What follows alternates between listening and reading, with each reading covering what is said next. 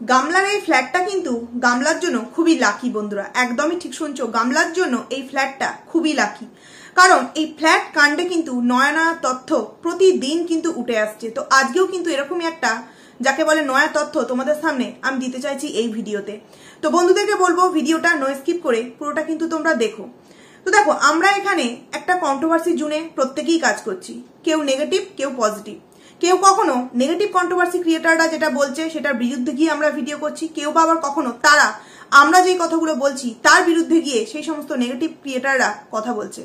এখানে তো আমাদের যুদ্ধটা কন্ট্রোভার্সি টু কন্ট্রোভার্সি নয়, এখানে আমাদের যুদ্ধটা হচ্ছে সন্দীপদার সাথে যে অন্যায়টা হয়েছে, ছোট্ট বাচ্চাটার সাথে যে অন্যায়টা হয়েছে, যে মিথ্যে দোষে, যে মিথ্যে নানান রকম কাণ্ডে ফাঁসিয়ে সন্দীপদাকে যাকে বলে একদম জেলের জায়গা অবধি পৌঁছে দিয়েছে এই গামলা, সেই বিষয়টাকে নিয়ে কিন্তু আমরা দিনের পর দিন একটা ফাইট করছি।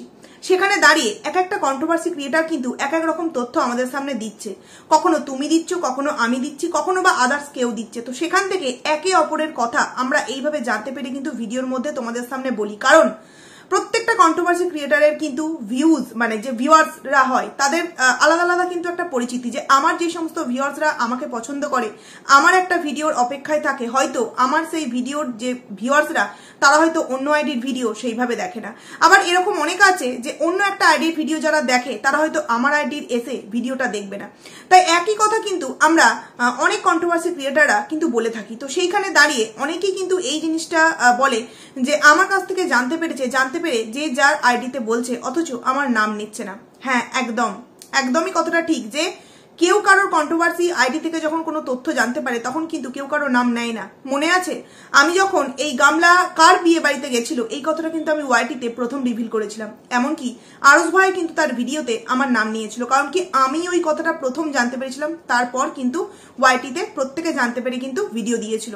কিন্তু কেউ কিন্তু আমার নাম নিয়ে ভিডিওটা করেনি, শুধুমাত্র আরস ভাই, কেউ নাম নেয়নি, অনেকে প্রত্যেকে ভিডিও করেছিল, কারণ তার আগে অব্দি কেউ বলতে পারেনি যে কার বিয়েতে গেছিল। বিয়ে গেছিল এটা বলতে পেরেছে, কিন্তু আমি পুরো অ্যাড্রেস সমেত বলে দিয়েছিলাম যে ও মানে ওখান থেকে মানে বরপক্ষ থেকে কনে পক্ষ থেকে কিসে করে এসেছিল, এমনকি কার বিয়েতে গেছিল, মেয়ের বাড়ি কোথায়, গোপালনগর না গোপালপুর, নামটা গোপালপুর, সমস্ত কিছু আমি কিন্তু আমার ভিডিওতে বলেছিলাম। কিন্তু কোথাও না কোথাও আমারও তো আশা ছিল না যে যখন আমার ভিডিওটা দেখে কেউ একজন ভিডিও করছে, আমিও চাই যে আমার বলা কথাটা যদি আরো 5টা মানুষ তাদের ভিডিওতে বলে, তাহলে আসল যে মানুষটার যে মানে ভুল একটা মুখোশ পড়ে আছে, মিথ্যের যে একটা মুখোশ পড়ে আছে, সেটা সবার সামনে খুলুক। কিন্তু তখন কিন্তু কেউ নাম নেয়নি, আরস ভাই ছাড়া কিন্তু কেউ নাম নেয়নি। কালকে আমি একটা ভিডিও তোমাদের সামনে দিয়েছিলাম, যেটা কিনা চৈতালি দিদি ভাইয়ের ভিডিও থেকে জানতে পেরেছিলাম। কখন জানতে পেরেছিলাম? যখন কিনা সে আমায় কমেন্টস করে তখন গিয়ে দেখলাম, কারণ আমাকে আমার এক ভিউয়ার্স কিন্তু সেটা ইনস্টাগ্রামে কিন্তু আমাকে পাঠিয়েছিল, সমস্তটা লিখে কিন্তু আমার কাছে পাঠিয়েছিল। আর আমার মনে হয় প্রত্যেকটা মানে কন্ট্রোভার্সি ক্রিয়েটারেরই এমন কিছু ফ্যান ফলোয়ার থাকে যারা কিন্তু কিছু জিনিস জানা মাত্রই কিন্তু তৎক্ষণাৎ আমাদের ইনস্টাগ্রাম, এফবি, কালকে রাত 3টে অবধি আমার একটা দিদিভাইয়ের সাথে কথা হয়েছে একটা বিষয় নিয়ে, মানে একটা বিষয় নিয়ে, যাই হোক যার কথা বলছি সে হয়তো বুঝতে পারছে। তো সেখানে কিন্তু এইরকম অনেক তথ্য কিন্তু আমরা জানতে পারি। তো তারপর আমি সেই দিদিভাইয়ের পুরো কমেন্টসটা পড়ার পর যেটুকুনি যা বুঝতে পেরেছি সেই নিয়ে কিন্তু আমি তোমাদের সামনে ভিডিও দিয়েছিলাম। তারপর যথারীতি চৈতালি দিদিভাই আমার কমেন্ট সেকশনে একটা কমেন্ট করে, তো তা আমি কালকে যেহেতু শনিবার ছিল আমি ওই ভিডিওটা পাবলিকও করেছি, কিন্তু আমার ছেলের ডান্স ক্লাসে গিয়ে ভিডিওটা করে চলে গেছিলাম, এবং সেখানে গিয়ে কিন্তু জাস্ট টাইটেল এবং থাম্বনেল দিয়ে ভিডিওটা তোমাদের সামনে দিয়েছিলাম। তারপর এসে আমি আবারও একটা ভিডিও বানাই এবং তারপর কিন্তু আমি কমেন্টসগুলো রিপ্লাই দিতে আরম্ভ করি। যখন কমেন্টসগুলো রিপ্লাই দিতে যাচ্ছি তখন দেখছি চৈতালি দিদিভাই আমাকে একটা কমেন্টস করেছে। তখন আমি গিয়ে দেখলাম যে আমাকে এরকম কেন, প্রথমে তো আমি কমেন্টসটার মানে বুঝতে পারিনি, যে নামটা নিলে ভালো হতো। তারপর আমি তার ভিডিও দেখি, তারপরে দেখলাম যে এই দিদিভাই ভিডিওটা দিয়েছে এবং তার ভিডিও থেকেই হয়তো সে আমাকে ইনফরমেশনগুলো দিয়েছে। যাই হোক, সেখানে আমি এই যে কথাটা বললাম যে যেমন তার নাম নিলে সে খুশি হতো, তেমনি আমার ভিডিও থেকে কোনো কথা যদি কেউ জানতে পারে, সেরকম যদি আমার নামটাও নেয় না, তাহলে কিন্তু আমারও ভালো লাগবে। তাই এখানে কন্ট্রোভার্সি ক্রিয়েটার টু কন্ট্রোভার্সি ক্রিয়েটারের কিন্তু যুদ্ধ নয়, যুদ্ধটা হচ্ছে কোথায়, একটা মিথ্যের মুখোশধারী একটা মেয়ের আসল যে রূপ সেটা সবার সামনে কিন্তু তুলে ধরা। তো এই কালকের বিষয়টা আমি ক্লিয়ার করে বলে দিলাম। এরপর চলে আসছি আজকে, যেহেতু কালকের সেই ভিডিওটা ভাইরাল হয়েছে দিদিভাই, তো সেখান থেকে দাঁড়িয়ে আমি তার আজকের ভিডিওটাও দেখলাম এবং সেখানেও দেখলাম একটা নয়া কিন্তু তথ্য।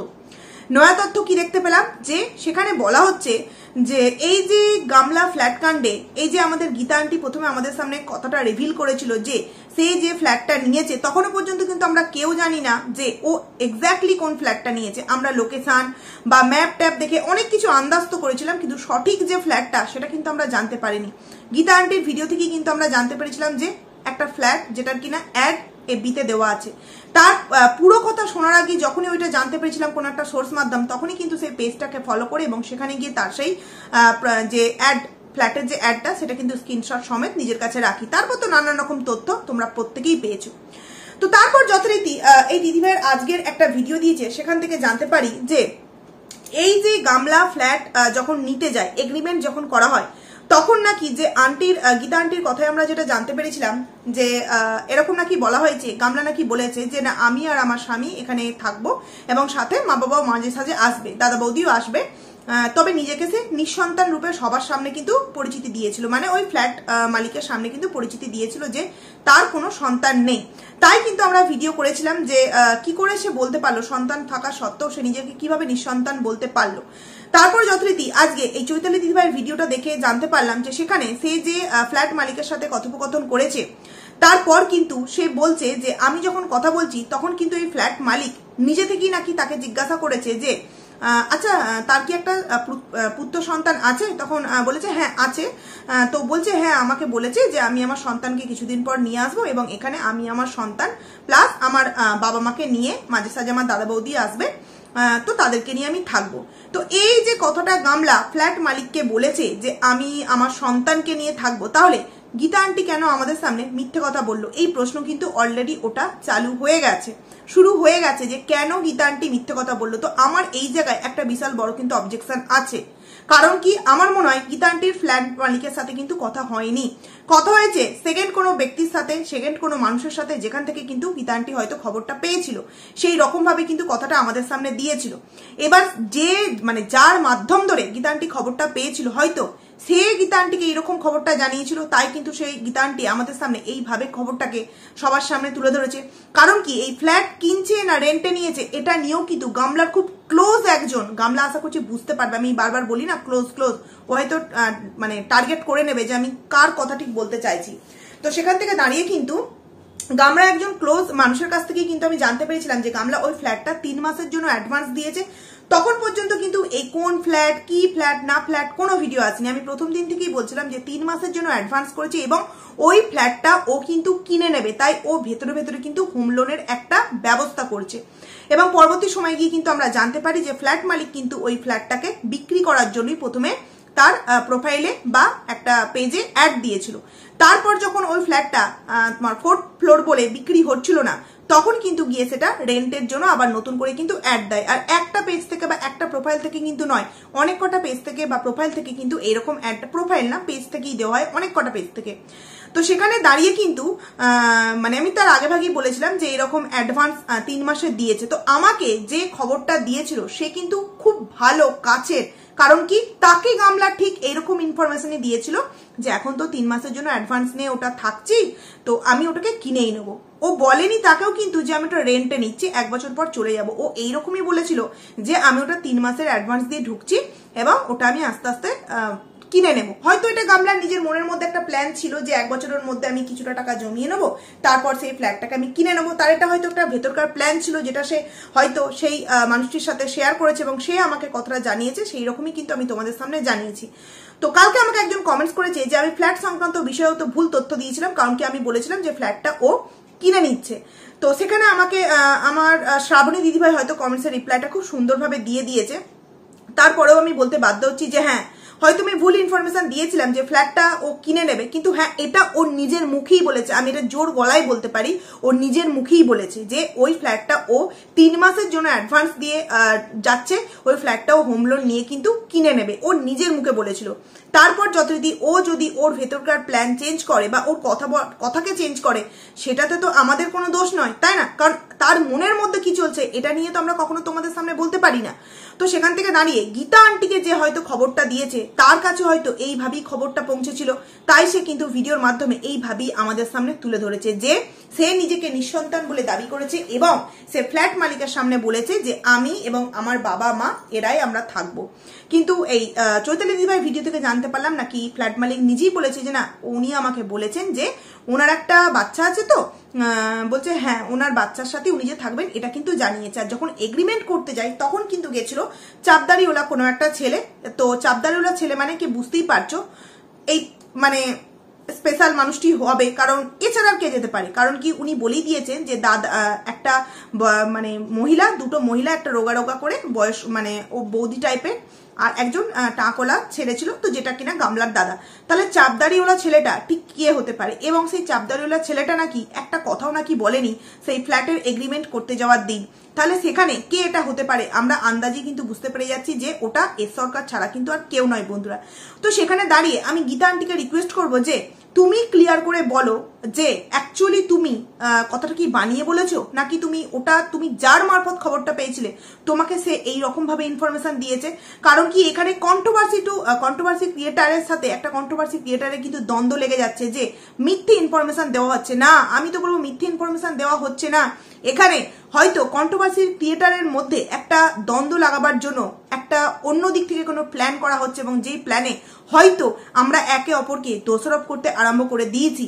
কারণ কি এক একটা কন্ট্রোভার্সি আইডি থেকে এক একটা বিষয় কিন্তু জানা যাচ্ছে। সেখানে আমি গীতা আন্টিকে রিকোয়েস্ট করবো যে প্লিজ তুমি তোমার আইডিতে ভিডিও করে ক্লিয়ার করে জানাও যে অ্যাকচুয়ালি তুমি যে খবরটা পেয়েছো ঠিক কিরকম ভাবে খবরটা পেয়েছো, কে তোমায় দিয়েছে এটা তুমি বলবে না, কারণ এটা বলার আমিও যেমন বলবো না কার কাছ থেকে আমি খবর পেয়েছি, তেমনি তুমিও বলবে না, এটা আমরা প্রত্যেকেই জানি। কারণ আমরা যখন কাউকে মানে কারোর ওপর বিশ্বাস রেখে সেই কথাটা তার কাছ থেকে জানছি, তার নাম আমরা কিন্তু এত সহজে বলে দিই না, তাহলে তো আর বিশ্বাসের মর্যাদায় রাখা হলো না, তাই না? তো সেখান থেকে তুমি অন্তত এইটুকুনি ক্লিয়ার করে বলতে পারো যে তোমার কাছে কি এইরকম ইনফরমেশন এসেছিল যে সে নিঃসন্তান বলে নিজেকে দাবি করেছে। নাহলে কিন্তু তোমার উপর একটা আঙুল উঠছে যে তুমি নাকি মিথ্যে কথা বলে মিথ্যে দিয়ে সাজিয়ে গামলার দিকে একটা ব্লেম দিয়েছো, কি যে গামলা নাকি নিজেকে নিঃসন্তান বলেছে। কি না তুমি সন্দীপদার ফরে কথা বলতে গিয়ে এতটাই ডুবে গেছো, এতটাই তুমি মানে নিজেকে নিচেই নামিয়ে দিয়েছো যেখান থেকে দাঁড়িয়ে নাকি তুমি মিথ্যে কথা বলছো। গীতা আন্টিকে বলবো একটু নেগেটিভ কন্ট্রোভার্সি ক্রিয়েটারদের ভিডিওগুলো যদি তুমি দেখো, তোমাকে নিয়েও কিন্তু অনেক অনেক নোংরা কথা বলা হচ্ছে এই বিষয়টা নিয়ে এই দিদিভাইয়ের ভিডিওটা নামার পর থেকে। তো তুমি সেখানে তোমার ভিডিওতে তুমি ক্লিয়ার করে বলো অ্যাকচুয়ালি বিষয়টা তোমার সাথে ঠিক কি হয়েছিল। সত্যিই কি মানে তুমি কারোর মারফত খবরটা পেয়েছিলে? কারণ কি তুমি তোমার ভিডিওতে বললে যে তুমি পেজ থেকে বা প্রোফাইল থেকে পেয়েছিলে। তো যদি পেজ থেকে বা প্রোফাইল থেকে পেয়ে থাকো সেটাও তুমি ক্লিয়ার করে বলো। আর তুমি যদি পেজ বা প্রোফাইল থেকে না পেয়ে থাকো, কারণ দেখো পেজ বা প্রোফাইল থেকে তো তুমি নিশ্চয়ই এটা জানতে পারো নি যে গামলা নিজেকে নিঃসন্তান বলে দাবি করেছে।